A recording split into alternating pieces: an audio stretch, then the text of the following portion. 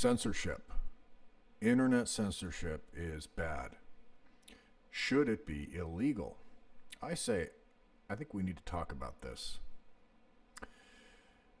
I think we need to stop big tech censorship. I think stopping big tech censorship through legislation could be net positive.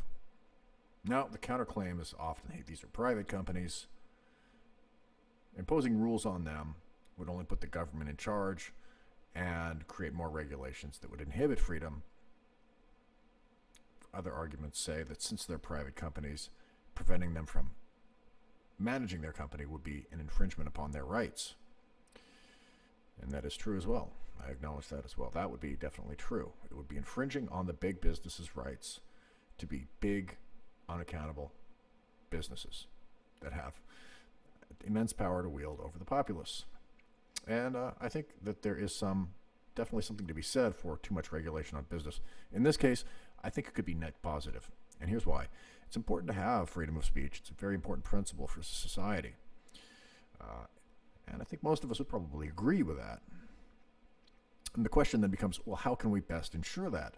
And when it comes to the big tech platforms, I think that finding a way to keep them, first of all, to define what they are, and then to keep them neutral and free and protected, keep the platforms protected from nefarious influence, internal or external, public or private, foreign or domestic, is of value. I think these platforms need protection from such compromise. Right. Sort of like when you go to the library or something. You want to go to the library and check some books out. You don't want the library telling the FBI or everybody else or leaking all your private information about that. Right, sort of like that. You get some privacy. So as far as the platforms could be concerned, we could create legislation that could limit what certain types of platforms can remove. Right, so there are clear rules. Now, I've heard a number of other proposals, such as that of Ron DeSantis and a few others, that seem to take aim with what they perceive as an unfair application of the platform's rules. The problem that I have with those proposals is that the platform's rules themselves are vague. They violate what is known as void for vagueness doctrine. It's much worse even than very vague laws such as reckless driving or public disturbance, right? Well, how can you really define a public disturbance? Can you clearly specify what it is? That's a problem. And then it leads to the situation where you get bureaucrats who find themselves in a position where they're not held accountable. And then they say, well, we'll just do whatever we want. If there's no camera, there's no accountability, they can do whatever they want. They will do whatever they want. It's not unlike the police officer who finds himself in the position, hey, my camera's not on. I don't like this guy. I'm going to find a reason. I have reason to arrest him because he's giving me a hard time, and I don't like what he's dealing with me. So I'm going to make him suffer for this because he's making my job hard, and I don't want to deal with it. That's what the person who's being harassed by the cops obviously has a much different perspective. Their rights are being violated, and that's unfair for them. They're not being treated in accordance with the law. Now, with these particular rules or guidelines, they're not laws. They're not rules. They're so vague that they defy legal codification. And that therein is the problem that I have with the proposals, such as forcing Ron DeSantis, where they say we want to force these companies to make sure that they play by the rules fairly. The further problems with that is that it's not feasible because it would require too much going over each and every case to make sure that the company is fairly handling each and every claim that somebody's made. Hey, I was banned because of this rule, and this rule is vague, and we're not sure what it means, and then they have to look at it. And then eventually they're going to have to define what the rules are in a clear and legal sense. What I propose instead is creating, as a fundamental basis, platforms first define what they are. Large, meaning a certain number of users. General purpose, talk about anything. Anybody can sign up, publicly accessible, user-generated content. Large, user-generated content platforms that are publicly accessible and general purpose. They're about anything. Anything from frogs on logs to how helicopter engines work to astrophysics to what did you eat for lunch on Saturday. Anything. They're general purpose. Okay, so if you remove content, if you're one of those platforms and you remove content that was not illegal, then fundamentally that'll be a problem. But now we might say, well, there's a problem with that, right? And so now we're getting to the idea of how can we make this fair for the platforms and fair for the users, so that there's a reasonable expectation across platforms that users will have, right? They say, okay, we're not allowed to post content that is illegal. Okay, so now we're going to make spam illegal. Now you got to define it, right? How does Facebook define spam? Facebook defines spam as anything that it keeps in an internal list of websites. If it falls under that criteria as spam, then it's spam, right? And how do you know what that list is? Well, you don't know it. They don't publish it. You don't know what it is. And there's lots of websites that you would look at that site and say, that's not spam, but it's something that Facebook wants to put in the spam bin. And that's an unexpected outcome from a user's perspective. Now, Facebook can get away with violating user expectations all it wants because it has dominant market share. You're not going to have another, like a better Facebook.com come along and unseat Facebook as the new dominant player. It's not going to happen. Right? The market share is in place and the framework is in place for Facebook to be there. Furthermore, when we've seen such actions, such as by Parler, those actions get destroyed, right? Multifaceted approach to take out Parler. Okay, we saw that. So we have an oligopoly now. And one way to make that a little less unfair to the users will be to protect those big tech companies, which I define as having a minimum number of users, general purpose, publicly accessible, and with user-generated content. Those companies must be protected from restricting users' ability to post, restricting users themselves, restricting content, anytime that content is not illegal.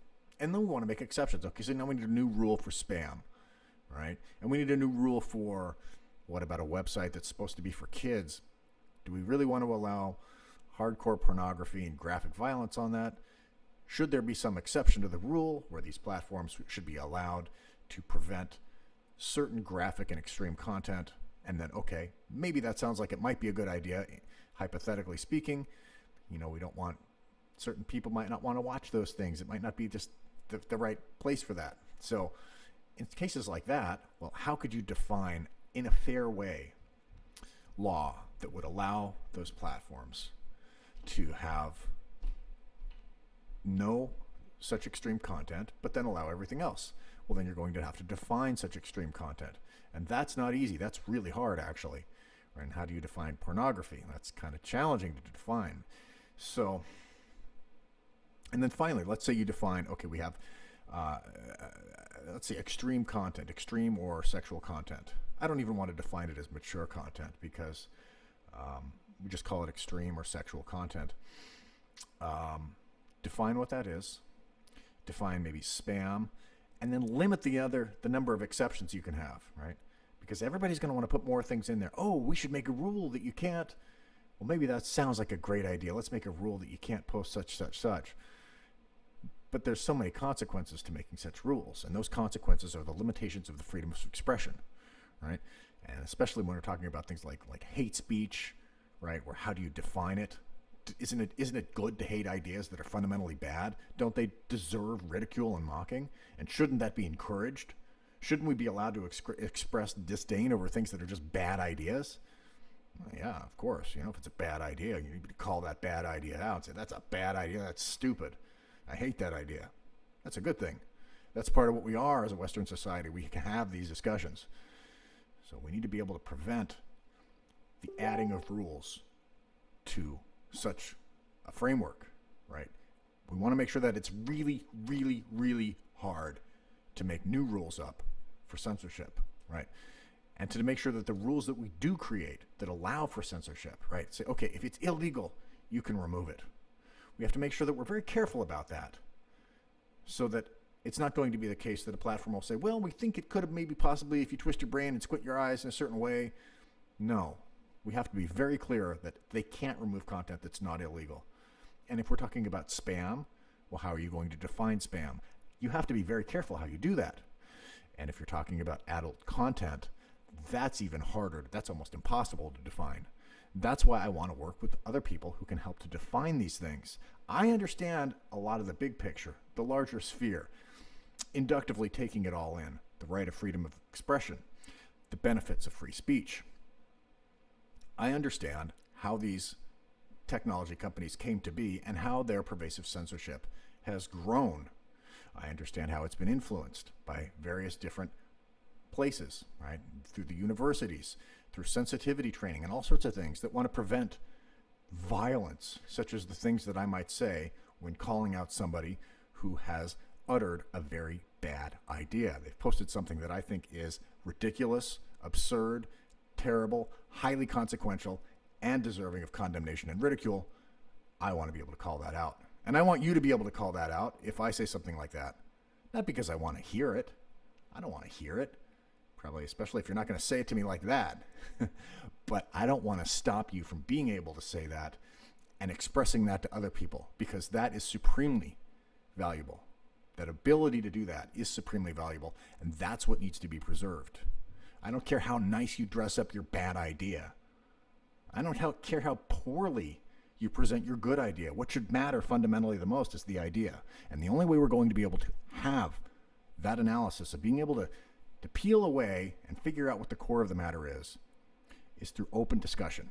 And that cannot happen when there are such restrictions on free speech as there are today. So, to conclude, I want to join a working group to stop big tech censorship. This is Garrett Smith, and you can reach me on my website at mybanned.com.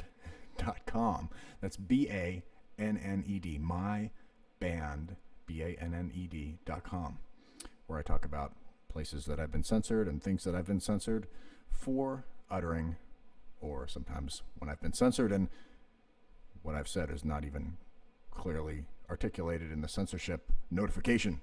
You were banned for 60 days for something you posted last year. Oh, what was it? Well, it was. We're not going to tell you, but you posted something, and now you're suspended. Things like that. So, thanks for watching. Hit me up.